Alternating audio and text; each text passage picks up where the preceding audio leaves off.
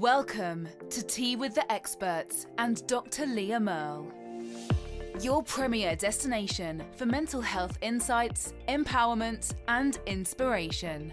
Led by the passionate therapist and counselor educator, Dr. Leah Merle, this interview-style podcast delves deep into diverse themes with top-notch experts in the field.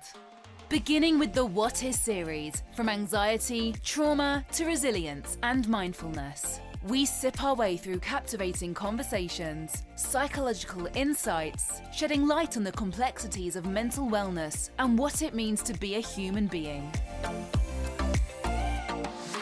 Each episode serves up a refreshing blend of knowledge, empathy, and empowerment, aiming to destigmatize mental health issues and raise awareness in an engaging and approaching manner.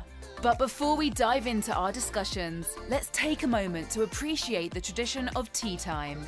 Originating in England during the 19th century, tea time became a cherished ritual for British society. And speaking of British traditions, our very own Dr. Leah Merle is a British expat who now resides in the USA. She brings with her not only her expertise in mental health, but also a deep appreciation for the therapeutic power of tea time. So grab your favourite cuppa and get ready to sleep yourself into transformative conversations that will leave you feeling uplifted and enlightened. Subscribe now and join the movement to break down barriers and foster a more compassionate world. Welcome to Tea with the Experts and Dr. Leah Merle. We're focusing on the What Is series today to ask the question, what is it like to be a female global athlete? And so we have the pleasure of interviewing Lanchana Green today, who is a former MMA professional whose journey in the ring has been nothing short of inspiring. Lanchana, or Lanch as we call her, is known for her exceptional skill and an unwavering determination. She's left an inedible mark in the world of mixed martial arts, hailing from Scarborough originally, but now located in Darlington, County Durham in England. Green's passion for combat sports ignited at a young age, propelling her towards a remarkable career in the arena. Throughout her tenure as an MMA fighter, Green faced formidable opponents with resilience and grit, earning her accolades and admiration from fans worldwide. Her strategic prowess and relentless drive set her apart as a force to be reckoned with in the competitive landscape of MMA. After years of dedication and countless battles inside the octagon, Green recently retired from professional fighting, transitioning into a new chapter of her life. Today, she graciously joins us to share insights into the psychology behind the female athlete, a journey shaped by triumph, setbacks, and the unwavering pursuit of excellence. Join us as we unravel the mind of a seasoned athlete, exploring the mindset, challenges, and victories that defines Lanchana Green's illustrious career. Welcome, Lanchana, to the podcast. How are you today? Yeah, I'm good. Thank you very much. Yes, I'm so excited to see you and talk to you. Thank you so much for your time.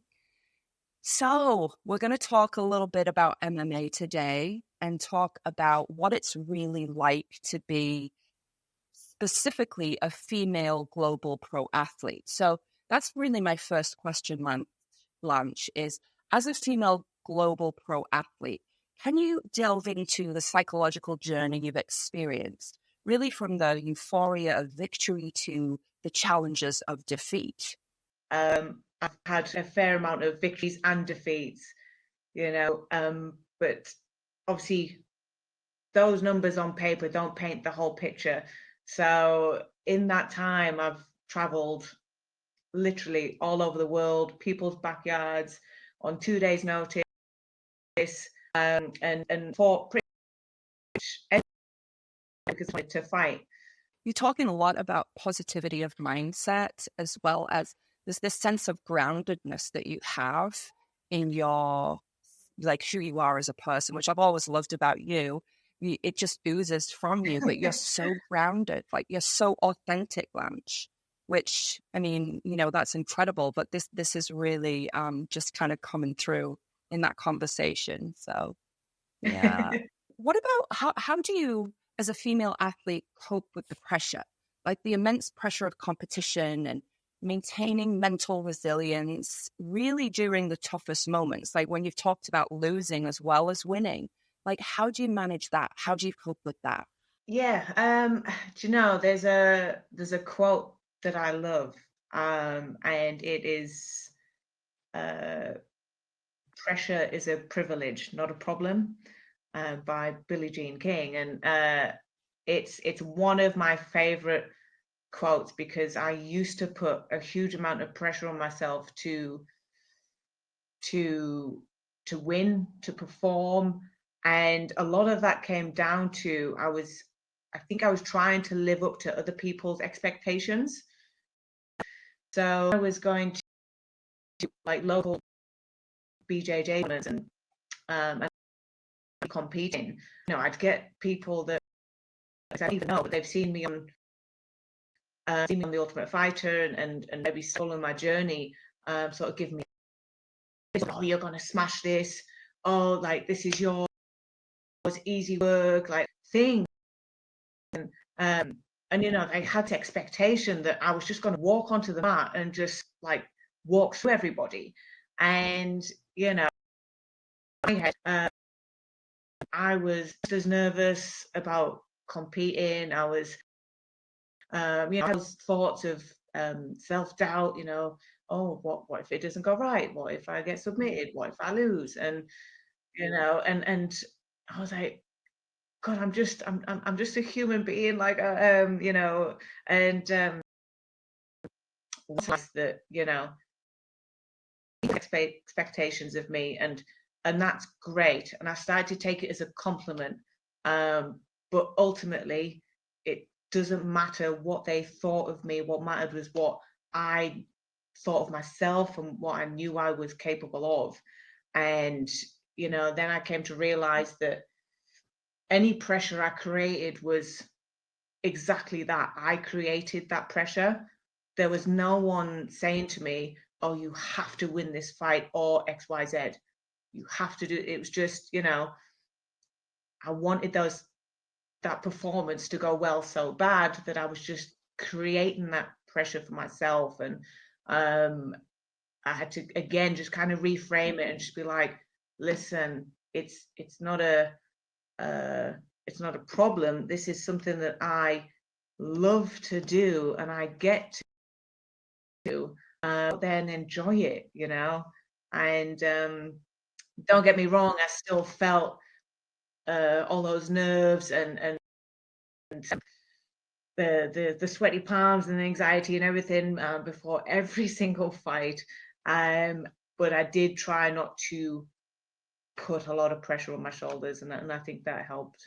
It sounds like it did. And really, because that's one of the things I think that you really have to learn with or without being a pro athlete when you're an adult growing up from like emerging adulthood, like as a teenager through emerging adulthood. Like there's always a lot of pressure on teens, kids. And I mean, how old were you, Lanch, when you started to fight? How old were you? Um, 14. So I had my first sort of interclub experience at 14. And then my first amateur fight at 16. Yeah. Yeah. So young, right? Young teenager. And it's hard for teens anyway with the development of their brain to stay grounded at that point. But the pressure from other people can be pretty significant as well. So it's great to learn that. It's a huge tool, obviously. Yeah, yeah. Wow. Well, what about strategies, Lanch? What specific strategies do you utilize to stay focused or laser focused and perform at your peak, especially when the stakes high? Because I know you put so much into your training regime, but what is it specifically? What strategies do you use? Recent things I implemented was, have you heard of box breathing?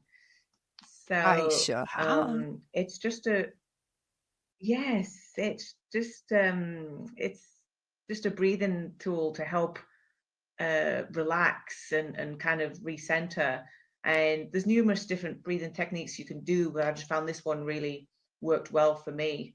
And I would do this breathing right before I went into the cage and in between rounds.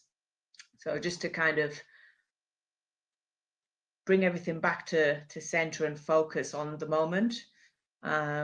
Because, once sometimes the fight doesn't go how you plan, and, you might get hurt, you might get winded. Maybe you're not landing the techniques that you want to land. And you have to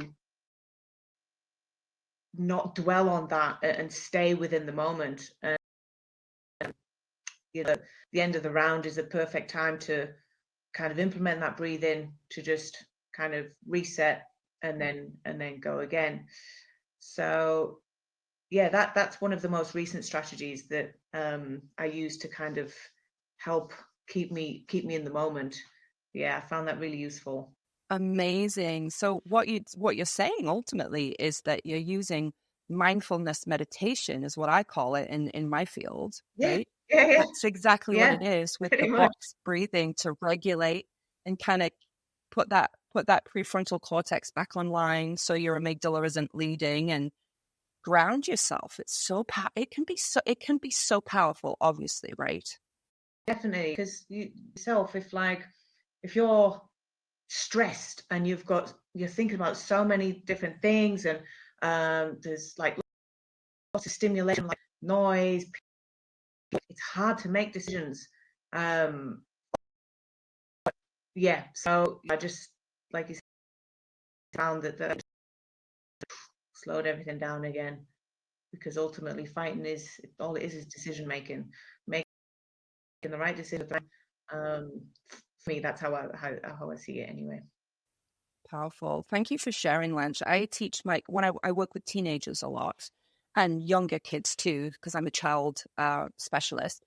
So one of the first things that I do with kids when they come in to see me in counseling is build coping skills. I call it the tool belt, right? The toolkit. And a lot of mindful meditation goes into that. So box breathing, 4-4-6 breathing. So the out breath is longer than the in breath. And they can use it at school, right? They can use it when they had a fight with their parents or with their sibling. It's really, really powerful. So yes. Oh, excellent. Well, what about overcoming? Like, there's this sense of overcoming that I feel when I talk to you. So could you maybe share like a personal story when overcoming mental barriers provided or proved, let's say, pivotal to your success as a female athlete? One of the main ones is, so for those that don't know, I have a Thai mum, and she is very old school cultural Thai. So the women, they cook and they clean and they look after their husbands. And when I first told my mum to do Thai boxing, that did not go down well, and she was like, "No, fighting's not for girls." Mama Green said no. And also just the cultural aspect is huge, right? In your family, the cultural aspect. Yeah, definitely. And it wasn't till I don't know how long ago, but women didn't fight in the stadiums in Thailand. And when I first started fighting, the women had to go ropes rather than ropes, and difference for males, females, and all of that's completely. It's nice to see. Yeah.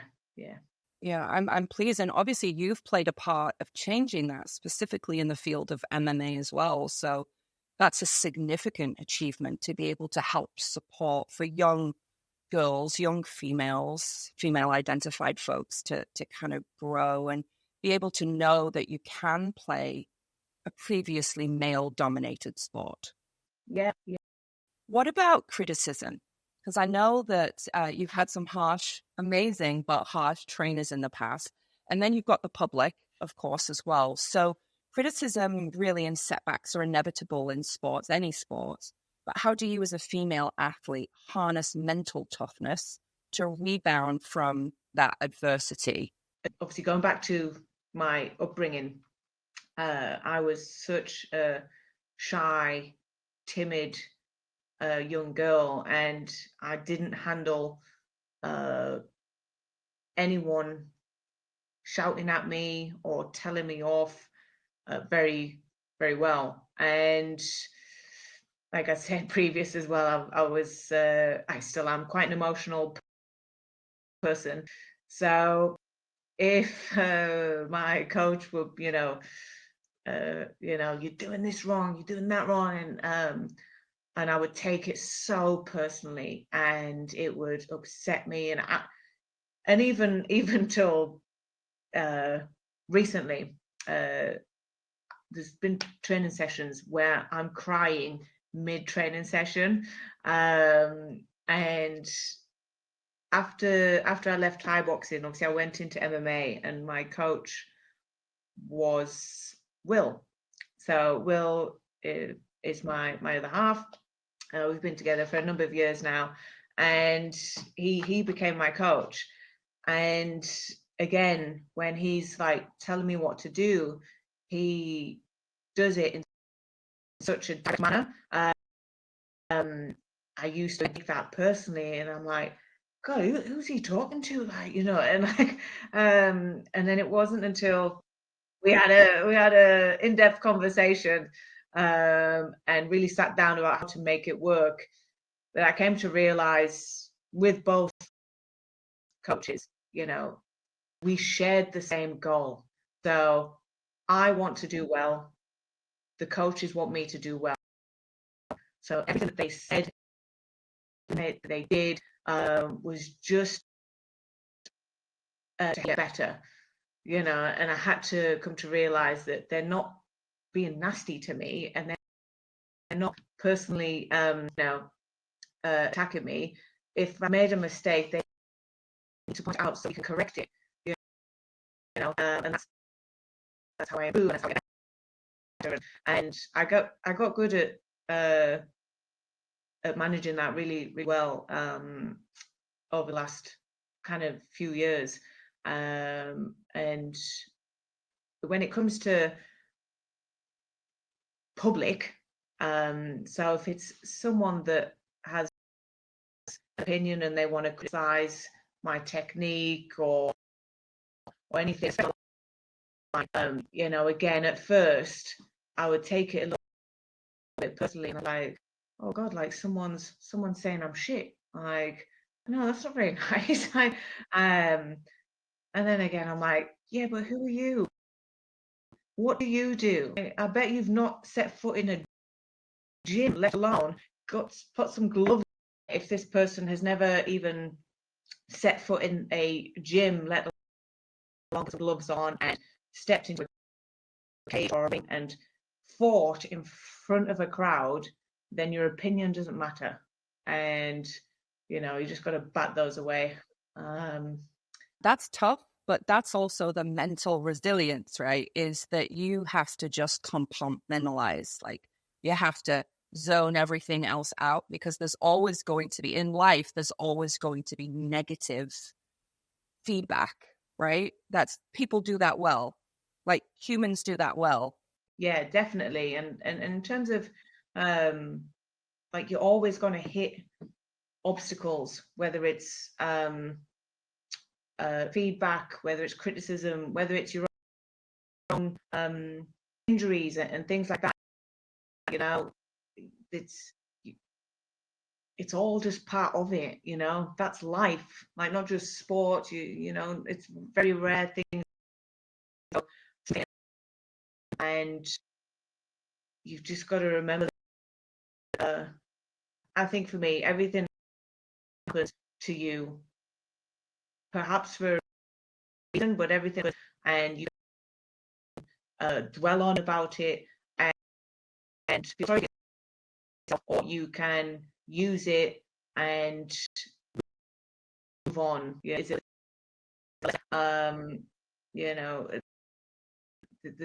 They've got to keep moving forward, in my opinion. Goodness, kids. That's all I'm saying. Thank goodness you're a coach. It's a great thing. Really is. All right.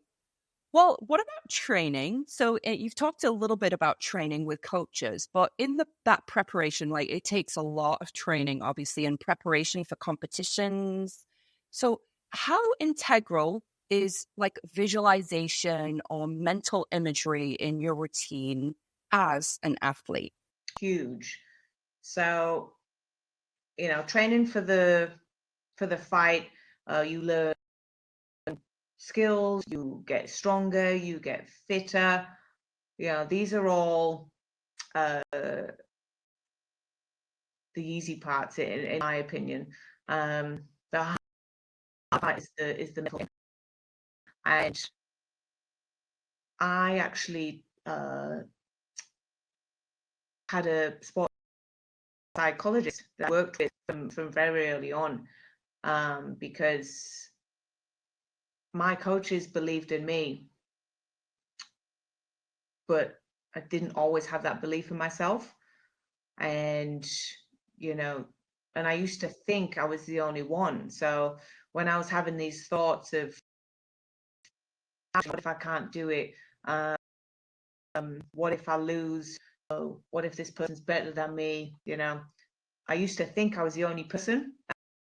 I used to think that all these competitors went out there really confident, knew what they were doing, and just aced it. And it wasn't until I started speaking to him and Will as well. He was like, no, Lanch, everyone's the same. Everyone's nervous. Everyone has that little flicker of self-doubt. Some have it more than others, but there's ways to cope with that and deal with that. And one of the tools we used was visualization. So I would visualize every single day, and I would break it down into little chunks. So I would just set a timer for 5 minutes. As soon as I got in the morning, take some deep breaths. So I started from like a calm state, and I would visualize parts of the fight. So maybe it would be the walkout, and getting the Vaseline put on, getting the hand checked out before you go into the cage. Maybe it would be the first round, maybe and I had to really go in depth with that visualization. So I wasn't just running through, oh, this is what I want to happen. Yeah, I'm just going to knock this up. Like, no, I had to really be there and what could I see? I could see my opponent standing across from me. I could see the paneling of the cage. I could see the crowd. I could hear the crowd, I could hear music, chatter. I could feel the canvas beneath my toes. The gloves, they fit really snug. And I can smell like just the atmosphere, and you had to really hone in on all of those senses. And I found the more that it became what do you call it? By the time it came to actually walk out and do the fight, I felt like I've done this already, and I found it did help, because one of the fears of competing is the unknown and the unexpected. So the more that I could ingrain, what's going to happen, what may happen, it felt like nothing was going to be like a shock to me, so I found it really. Yeah, nothing's already because you've already lived it. You've already visualized it. You've already kind of been through it. So in some ways, you're prepared psychologically anyway for it, right? Jeez, that's really, really, really powerful. And it is a powerful tool. It's used in counseling and psychology in the therapeutic field as well, so that people can really try and kind of separate from their thoughts, it can be just a powerful tool. I love mindfulness meditation. It took me a long time as an individual who struggles with anxiety to actually practice it effectively. It takes a little while to practice, but it can be so powerful. Yeah, definitely. Well, we've talked a lot about strategies and, like those kind of visualization tools. And we've talked a little bit about training, but what about balance? Like balancing the demands of sport and then personal life as well. And I know you talked a little bit about Will being your coach, right? So being your trainer, but being your partner as well. So how do you maintain equilibrium and a healthy life, like a healthy work-life balance when also striving for excellence in your specific sport? Yeah, that's a good question. Initially, I didn't balance it very well. So when I started competing, even at a young age, it consumed me, and it kind of took over everything. So I put training and fighting before anyone and everything. So, and to some extent, I think that was necessary. I think, if you are going to achieve something at a high level, you do have to be slightly obsessed and committed, and and but yeah. So like I said, I didn't balance it very well at the beginning, but over the years, I came to realize that relationships are important. And thankfully my friends are they've stuck by me and supported my journey, like from day dot, my friends, my family, and in terms of work, again, I would leave for like months at a time to go away and train and come back. I could expect my clients to wait around for me, but they all still like support my journey and wish me well and everything like that. But yeah, the last sort of couple of years, I feel like I balanced things out a lot better. So yes, I was getting ready for competition, but that didn't mean that I couldn't do other things. Because I think for me in the past, it was the guilt. It was the guilt of, oh, if I'm not thinking about competing, and if I'm not doing something that is relative to me getting better at competing, not in, and then I came to realize that it doesn't have to consume 24 7 days a week. As long as I get my training sessions in, as long as I get my sleep, as long as I'm eating correctly, there is time for other things. So I started meeting my friends for a coffee. The coffee is fine, and taking a Sunday off and doing something with Will and dog. And you know what? My training was fine. That's brilliant. That is so brilliant. That's great. It's a great answer to the question.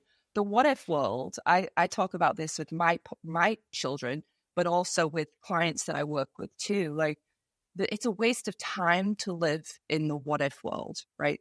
The what if world is just messes with your head, and it's a pressure. Right? It's about the here and now, right now. That's what you have control over, you personally, in this moment. Yes. Yeah. That's a biggie. It's a biggie. I'm so glad you're a coach with teenagers, all teenagers, but specifically females, like teenage girls, like in our society. I love the fact. I know my kids loved you as a coach, Lance. That's how we know each other. But you really have a gift. Like I've seen you coach, like I've seen you coach girls, I've seen you coach kids, and you've coached me before. So I know that you have this natural ability to connect with people. Like that is not common. Like that is rare. So you have this massive skill as an athlete, but then you also have this really amazing human element of being able to connect with people. And so that's so powerful. I think it is to our new generation. So thank you for doing what you're doing.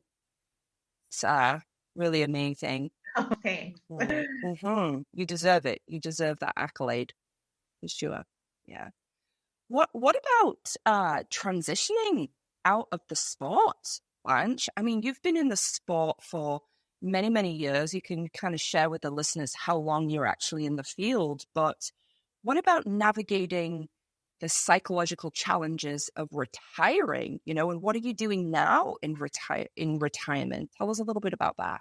Yeah, so I retired early this year, which makes it 20 years that I've been competing for. I was 14 when I had my first sort of interclub experiences, and I am 35 this year. So I had been contemplating retiring for quite some time, and it is such a difficult decision to make, especially because when I transitioned to MMA, especially, I had these huge goals. I want to become world champion. I want to